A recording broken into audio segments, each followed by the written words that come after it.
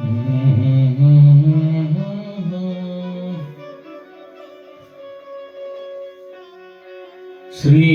राम जय जय राम.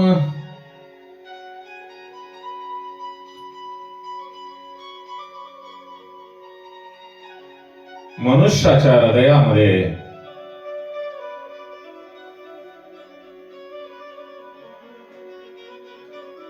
भक्ती निर्माण होण्यासाठी, भगवंताकडे आकर्षित होण्यासाठी, भगवंताविषयी प्रेम निर्माण होण्यासाठी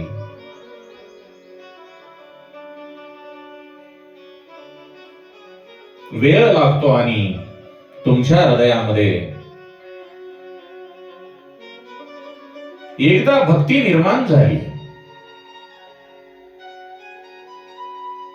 की ती पुसणे, ती नष्ट होणे खूप कठीण असते.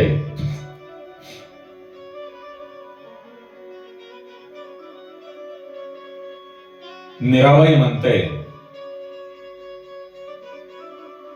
की माझ्या कृष्णाचा रंग काळा आहे, माझ्या कृष्णाचा रंग काळा सावळा आहे. आणि या काळ्या रंगावर कुठलाही रंग चढू शकत नाही. आपण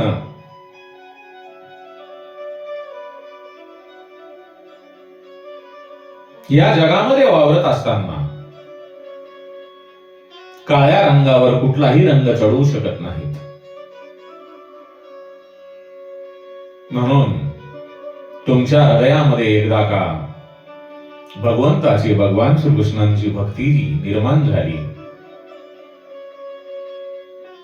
तर त्या भक्तीतून बाहेर पडणे, तिला पुसणे किंवा नष्ट करणे शक्य नाही.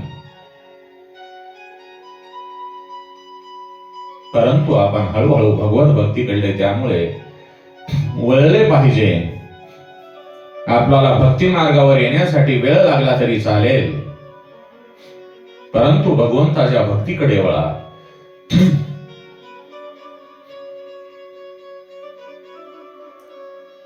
हिरण्यकश्यपूचा मुलगा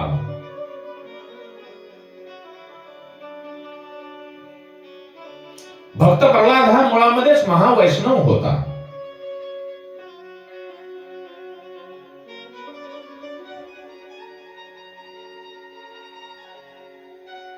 प्रल्हादाचे जे गुरु होते षंड आणि आकर्म, यांना असे वाटत होते की प्रल्हाद हुशार आहे, बुद्धिमान आहे, आणि आपण जे काही शिकवले आहे त्याने ते जर त्याच्या वडिलाच्या समोर बोलले तर महाराज प्रसन्न होऊन नक्कीच आपल्याला काहीतरी बक्षीस देतील. तेव्हा ते प्रल्हादाला राजाच्या दरबारामध्ये त्याच्या वडिलाच्या समोर घेऊन जात असत. तेव्हा आपला मुलगा आलेला पाहून हिरण्यकश्यपू त्याला आपल्या मांडीवर बसून हाताने कुरवाळतो आणि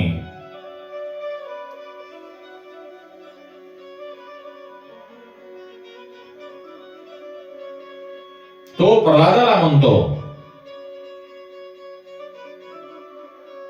तू गुरुच्या घरी जे काही शिकलास त्यातील जे काही उत्तम असेल ते तू मला सांग. तेव्हा भक्त प्रल्हाद हा स्वतःच्या चिंतनातला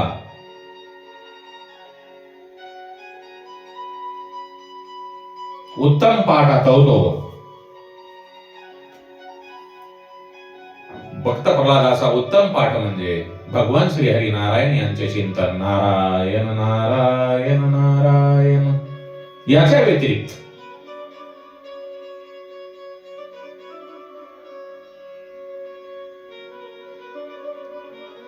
प्रल्हादाच्या मनामध्ये काहीही नव्हते.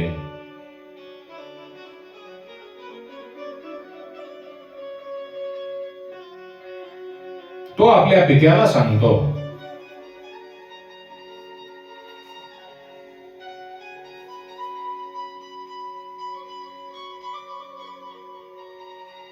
जी अंधारी विहीर असते, विहीर खोदल्यानंतर तिच्या बुडाशी जो अंधार असतो,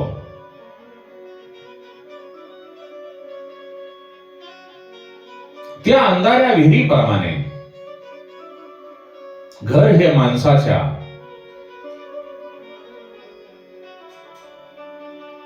अधपतनाचे मूळ आहे.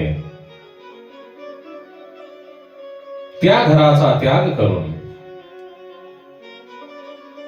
वनामध्ये जाऊन भगवान श्रीहरी नारायण यांना शरण जावे. प्रल्हाद पुढे सांगतो, पिताश्री, माझ्या अनेक जन्मांच्या अनुभवावरून मी तुम्हाला सांगतो की हा जीव अनेक वेळा स्त्री, पुरुष, पशु, पक्षी होऊन हजारो जन्म घेतो. तो लौकिक सुख उपभोगतो, तरीही त्याची तृप्ती होत नाही. मनुष्य प्राण्याची, पशूंची तृप्तीही उपभोगाने होत नाही, ती त्यागाने होते. आणि हा जो संसार आहे, प्रपंच आहे, हा दुःखांचा सागर आहे. या संसारामध्ये कोणीही सुखी नाही. प्रत्येक जीव दुःखी असतो. पाप पुण्याचा जेव्हा समतोल होतो, तेव्हा मनुष्य जन्म प्राप्त होतो.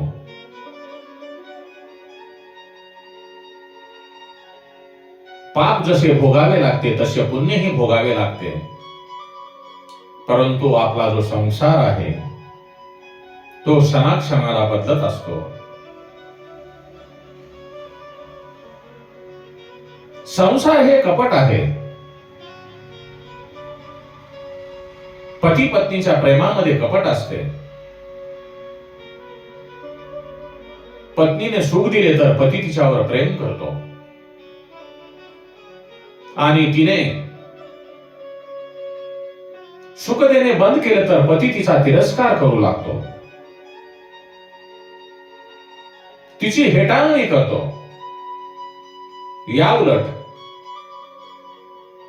पत्नी ही पतीकडून सुखाची अपेक्षा करते, आणि ते जर नाही मिळाले तर तीही पतीचा राग करते. या जगात कपटाशिवाय काहीही नाही. शूर, नर, मुनी सर्वांची रीत हीच आहे. सगळे प्रेम हे स्वार्थी आहे. प्रत्येक प्रेमात अपेक्षा आहे. जे निरपेक्ष प्रेम आहे ते या संसारामध्ये, मायावी संसारामध्ये दिसत नाही. संसार हा मायावी आहे आणि या संसारामध्ये निरपेक्ष प्रेम दिसत नाही.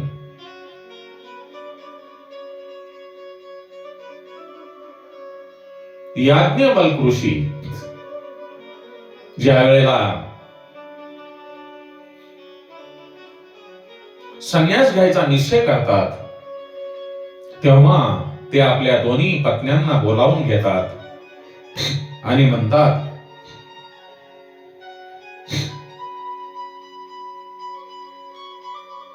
हे मैत्रेयी आणि कात्यायनी, आता मला संन्यास घ्यावयाचा आहे. तुमच्या दोघीमध्ये भांडणे होऊ नयेत म्हणून तुम्हा दोघींना मी माझी जी संपत्ती आहे ती सारखी वाटून देतो.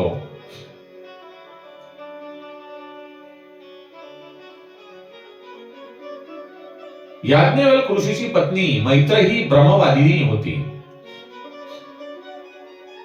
मैत्रेयी ही ब्रह्मवादिनी होती. ती आपल्या पतींना यज्ञ वालक्यांना विचारते, हे पती परमेश्वर, या धनामुळे मला जर मोक्ष मिळणार आहे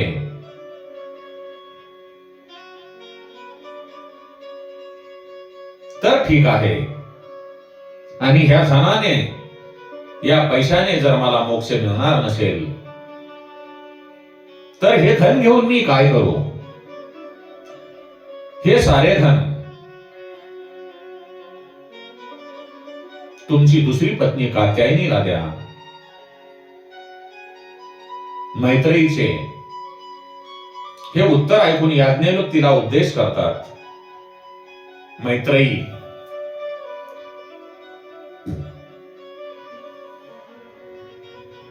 माणसाला घर, पुत्र, स्त्री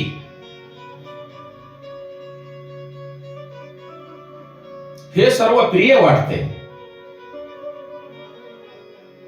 ते त्याला त्यांच्याकडून सुख मिळते म्हणून.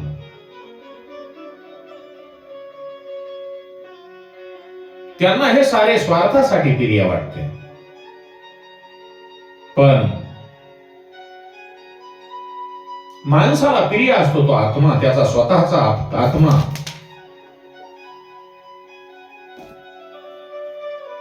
प्रल्हाद पुढे आपल्या पित्याला म्हणतो, पिताश्री, अनेक जन्माच्या अनुभवातून मी हे सांगतो आहे, या संसारामध्ये खरी शांती नाही.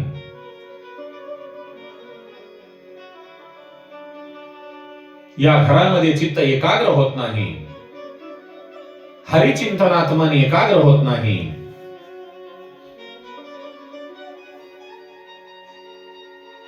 मला हे घर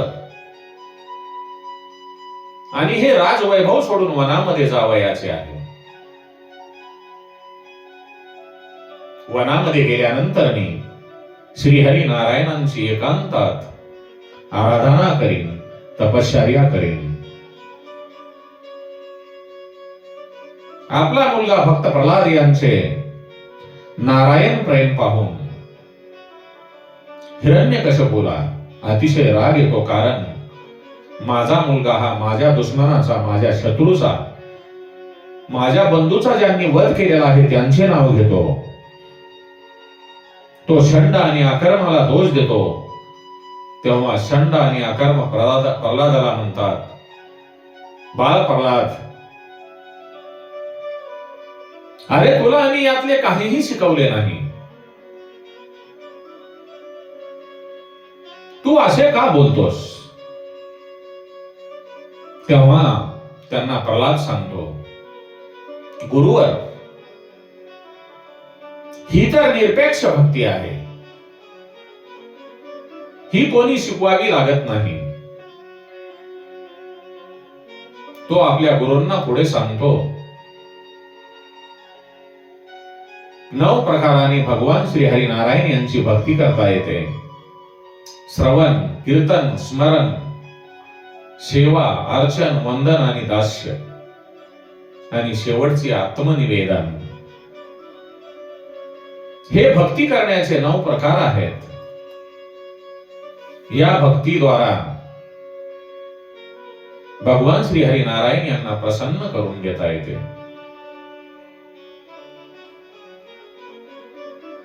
तरच मनुष्याचे जीवन सार्थकी लागते. बाकी भोग भोगून, या संसारात भोग भोगून मनाला कधीही शांती लाभत नाही.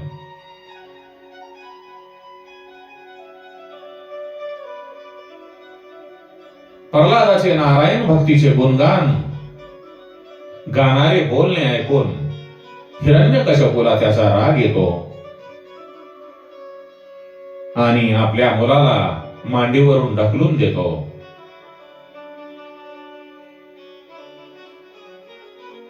तो आपल्या सैनिकांना आज्ञा करतो, माझ्या शत्रूचे भजन करणारा माझा मुलगा जरी असेल तरी त्याला मारून टाका. शेवट ज्या वेळेला प्रल्हादाला मारायला धावतात तेव्हा प्रल्हाद अजिबात घाबरत नाही. कारण वत्रासुरासारखा त्याला तलवारीमध्येही नारायण दिसतात, भगवंत दिसतात.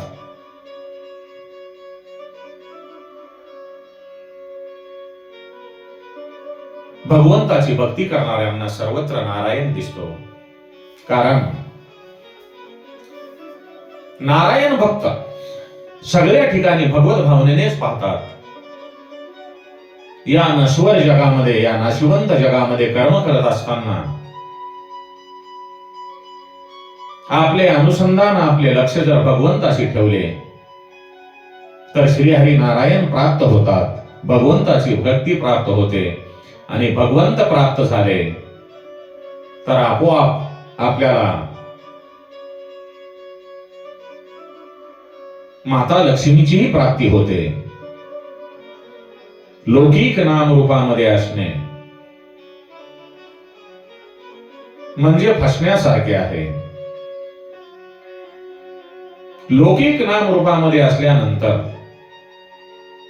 मनुष्याप्रती आसक्ती असते आणि नारायणांच्या भगवंताच्या नामरूपामध्ये असणे ती भक्ती असते.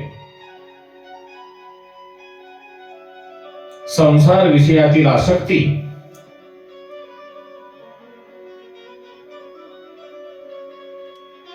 आणि प्रेम यांना जर भगवान श्री हरी नारायण यांच्या भक्तीकडे वळवले तर ती भक्ती होते. संसार शक्ती ही बाधक आहे, ती बंधनकारक आहे.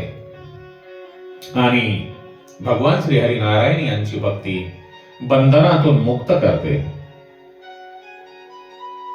मनुष्याने आपल्या डोळ्यामध्ये कधीही काम ठेवू नये, मनामध्ये स्वार्थ ठेवू नये. या जगाकडे बघताना समदृष्टीने पाहावे. ज्ञानी पुरुषांना या जगामध्ये काहीही वाईट वाटत नाही, वाईट दिसत नाही. या जगाकडे पाहण्याची दृष्टी जर बिघडलेली असेल तर सारे जग बिघडलेले दिसते. संसारावर प्रीती असेल तर भक्ती होत नाही. सुंदर वस्तू पाहण्याचा मोह डोळ्यांना होतो. या त्रिभुवनात भगवान श्री हरी नारायणाशिवाय इतर कोणतीही वस्तू सुंदर नाही.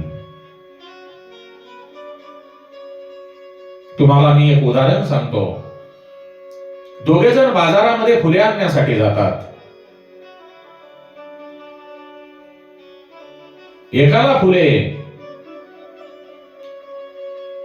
हवी असतात भगवंताच्या पूजेसाठी,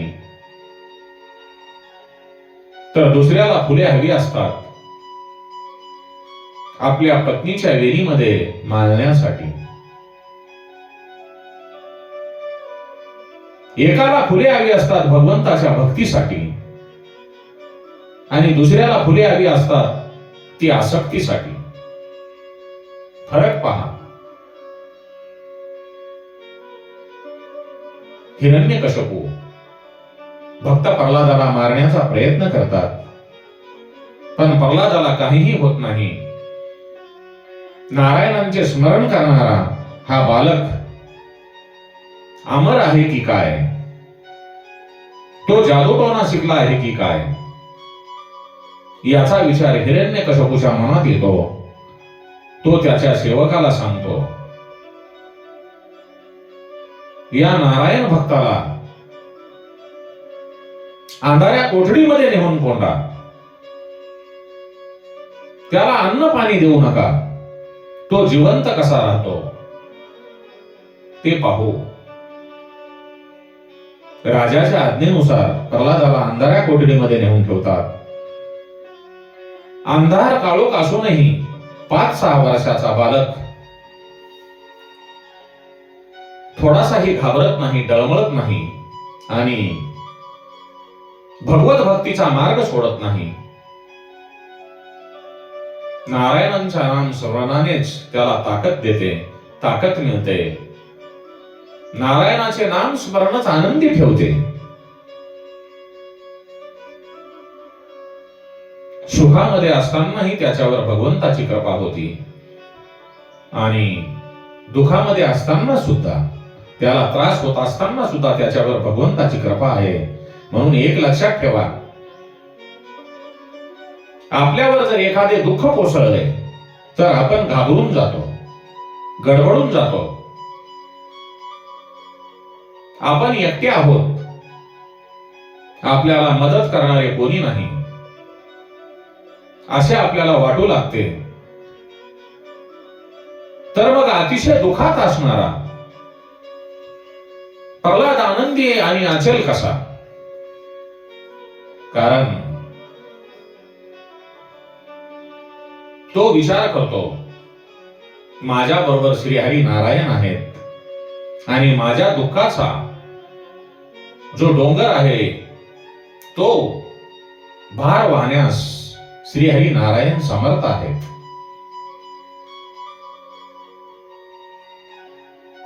ही जाणीव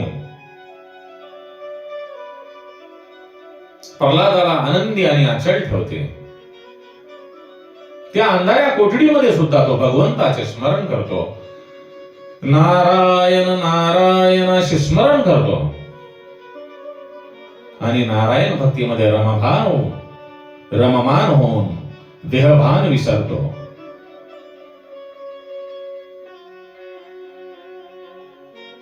या नश्वर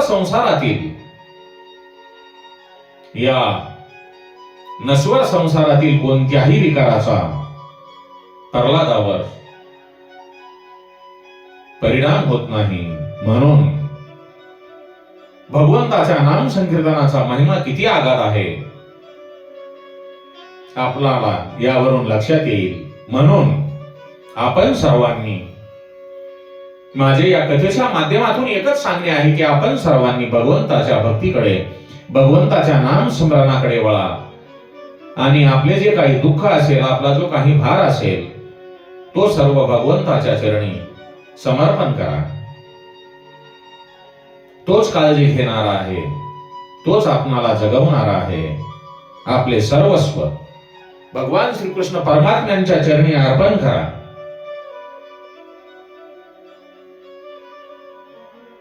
आपली जी सुख दुःख आहेत ती परमेश्वरासमोर मांडा.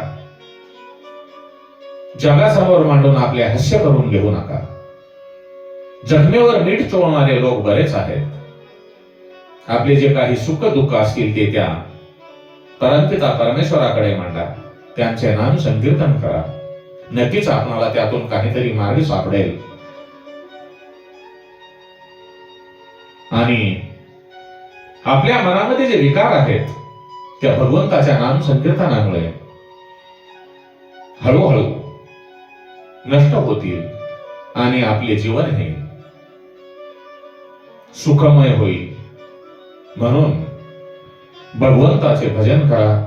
राम रामेति रामेति रमे रामे मनोहरे, राम रामेति रामेति रमे रामे मनोरमे, सहस्रनाम तत्तुल्यम राम नाम वरानने.